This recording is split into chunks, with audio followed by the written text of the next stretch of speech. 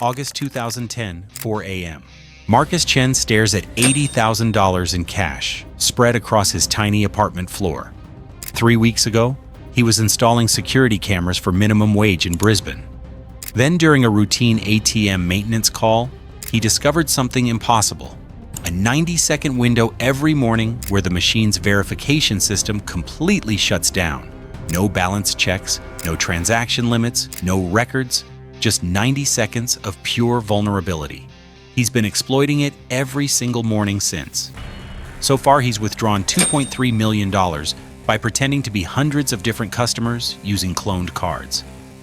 He's bought his parents a house, started 3 businesses, but this morning, the federal banking regulators sent an email to all banks. Investigate unusual early morning ATM patterns immediately. How did a security technician discover banking's biggest vulnerability? And how much time does he have before they trace it back to him? June 2010, Brisbane, Australia. Marcus Chen is a 31-year-old security systems technician for SecureTech Australia. His job is installing and maintaining ATMs across Queensland. It's boring work, replacing card readers, updating software, fixing paper jams.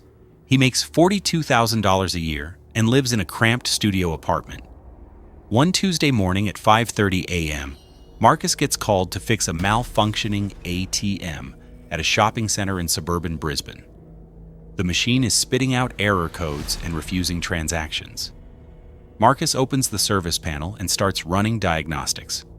That's when he notices something strange in the system logs.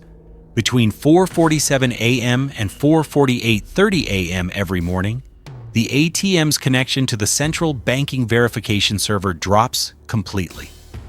For exactly 90 seconds, the machine operates in offline mode, a backup system designed to keep ATMs functional during brief network interruptions. But here's the critical flaw Marcus discovers. In offline mode, the ATM can't verify account balances. It can't check if cards are stolen. It can't confirm if customers actually have money. The machine is programmed to be customer-friendly during network outages, so it approves transactions up to $800 based purely on the magnetic stripe data from the card. No verification, no checks, just trust. Marcus sits back, mind racing. This is a massive security vulnerability. And every ATM in the network has the same 90-second blind spot every morning when the verification server does its daily backup routine. And nobody's noticed because most people aren't using ATMs at 4:47 a.m. He should report this immediately to his supervisor. This is exactly the kind of flaw he's paid to find and fix. But Marcus has been broke his entire adult life.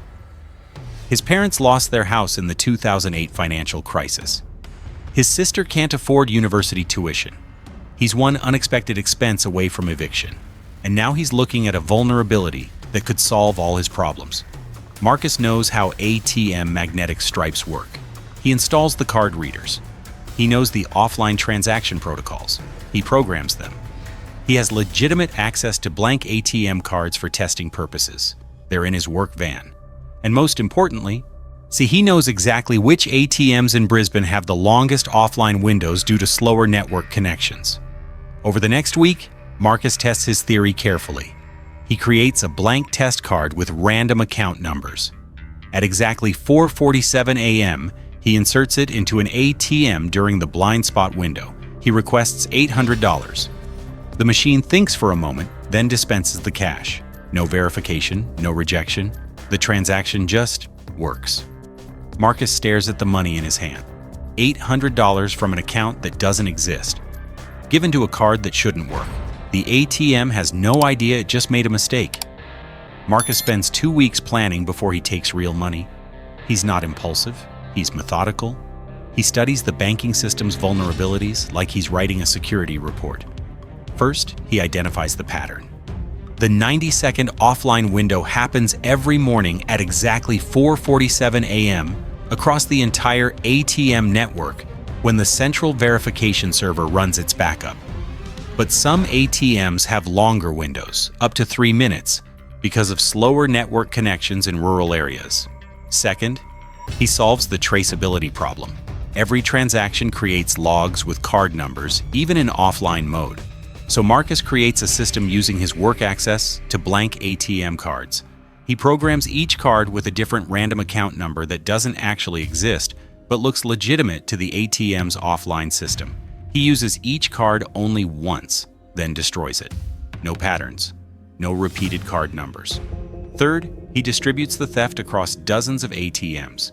Hitting the same machine repeatedly would trigger alerts. Instead, Marcus targets different machines across Brisbane.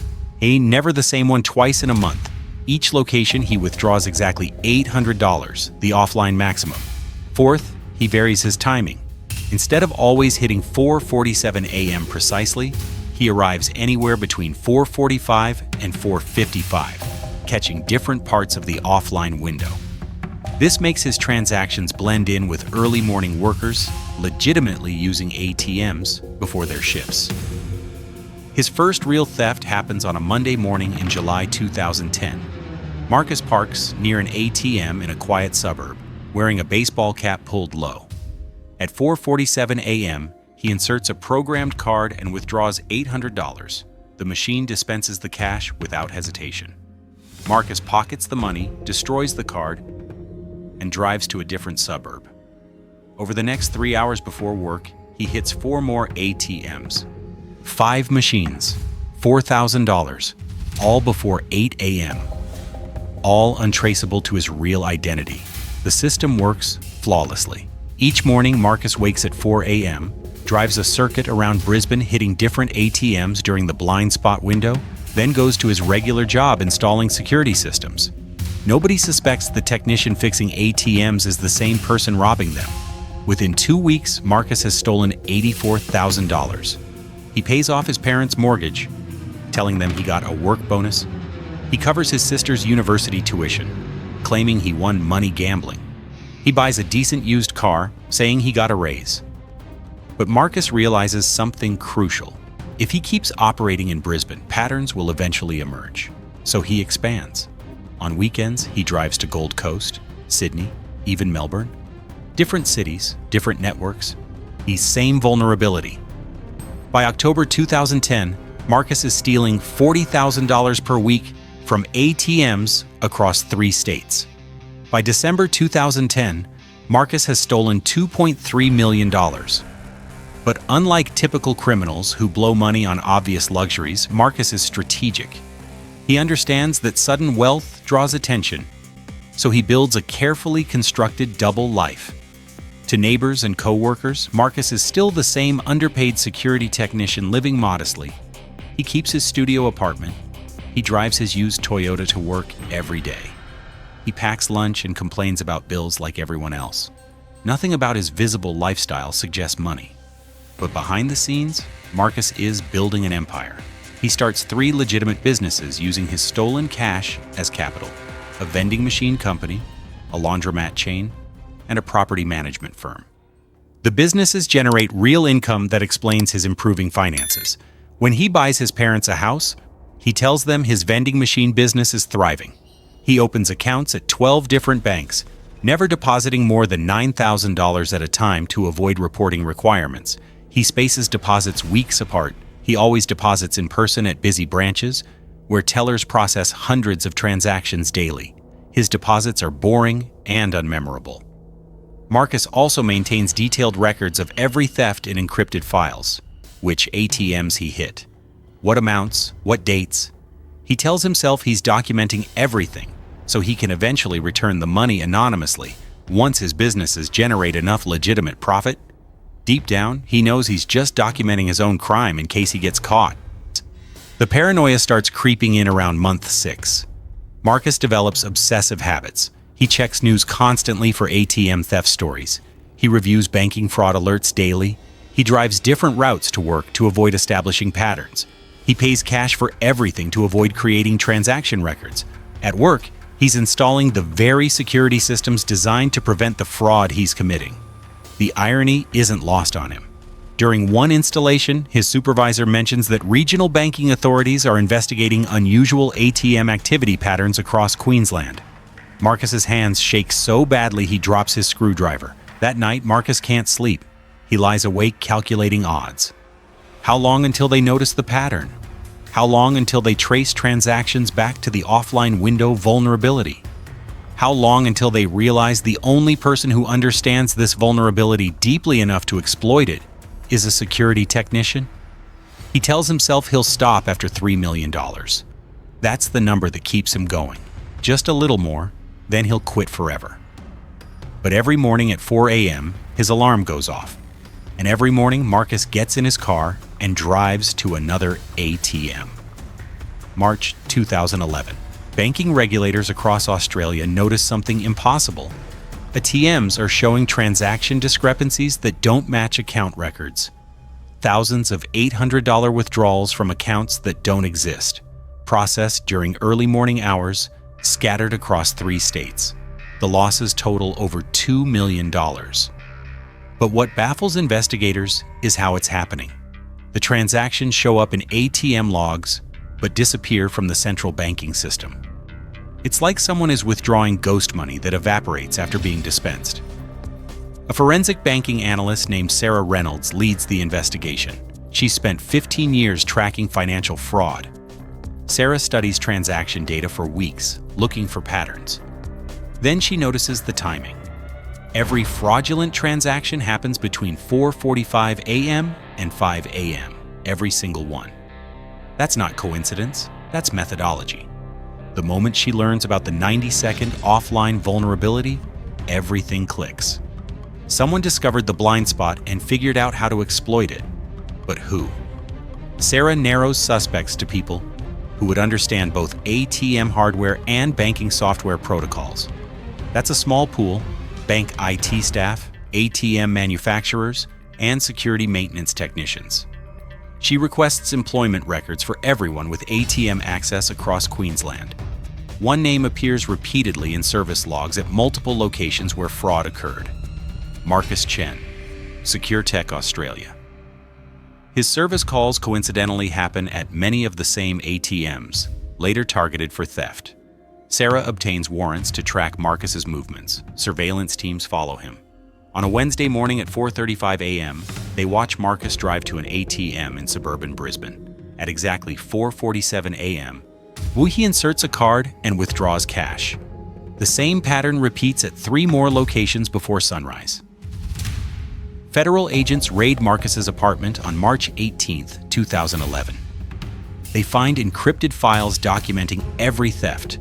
They find dozens of blank ATM cards. They find detailed maps marking targeted machines across 3 states. They find $640,000 in cash hidden throughout the apartment. Marcus is arrested at his workplace that afternoon. As federal agents walk him out in handcuffs past co-workers, his supervisor looks stunned. During interrogation, Marcus admits everything. He explains how he discovered the vulnerability during routine maintenance, how he exploited the offline window, how he created untraceable cards, how he distributed thefts to avoid detection. The agents are simultaneously impressed and horrified by the sophistication. Marcus also admits something that surprises investigators. He documented everything because part of him wanted to get caught. The guilt was destroying him. Marcus Chen's trial begins in September 2011. Prosecutors charge him with theft, fraud, and unauthorized access to banking systems. The total amount stolen: $2.3 million from ATMs across 3 Australian states over 9 months. The case becomes a sensation. News headlines call him the ATM ghost because his thefts left almost no trace. During trial, prosecutors argue Marcus betrayed the trust placed in him as a security professional. He was hired to protect these systems. Instead, he spent months robbing them, the prosecutor tells the jury. They push for a lengthy prison sentence to deter others. Marcus's defense attorneys argue he never intended permanent theft. They present evidence that Marcus invested most stolen money in legitimate businesses that were generating real revenue. They claim he planned to repay everything once those businesses became profitable. The jury doesn't buy it. Marcus is convicted on all charges. The judge sentences him to 8 years in federal prison, calling his crime a calculated betrayal of professional responsibility that exploited a critical vulnerability in Australia's banking infrastructure. Marcus served 6 years before parole in 2017. Upon release, he's permanently banned from any employment involving financial systems or security technology. His 3 businesses were seized and liquidated to partially repay the banks. He still owes over $900,000 in restitution. Marcus works as a general laborer in construction. He lives in a small apartment in Brisbane, the same city where his crime spree began. He's prohibited from discussing his case publicly due to legal agreements with the banks he defrauded. But his case changed banking security permanently. After Marcus's arrest, Australian banks immediately patched the offline transaction vulnerability. They implemented secondary verification systems that work even during network outages. They added real-time fraud detection that flags unusual early morning transaction patterns.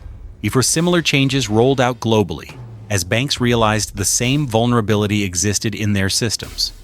Marcus discovered a flaw worth millions, but lost everything chasing it. Technical genius can't hide patterns forever. Investigators always connect the dots. Good intentions don't erase crimes. The man hired to protect systems destroyed his life robbing them. Some opportunities cost more than they're worth.